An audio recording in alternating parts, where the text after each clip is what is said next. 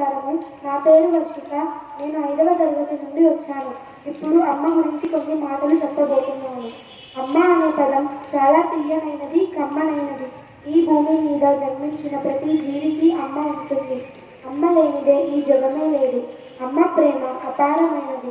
అమ్మ అనురాగం, ఆత్మీయతలే మన జీవితం. అమ్మ దేవుడి కంటే కూడా చాలా గొప్పది. ఎందుకంటే అడుగుతేనే ఇస్తాడు దేవుడు. అమ్మ అడగకుండానే మనకు అన్నీ ఇస్తుంది. నిస్వార్థ సేవకు అమ్మ ఒక ఉదాహరణ. త్యాగానికి అమ్మ ఒక గుర్తు.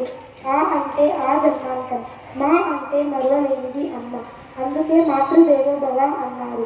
పుట్టిన ప్రతి వ్యక్తికి అమ్మ మొదటి గురువు. అమ్మ లాలన పాలనలో బిడ్డ వీరుడవుతాడు. పిల్లలు తప్పు చేస్తే అమ్మకు కోపం వస్తుంది.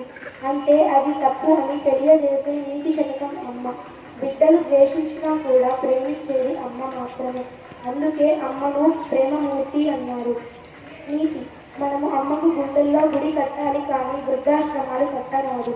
అది చాలా తప్పు. ధన్యవాదాలు.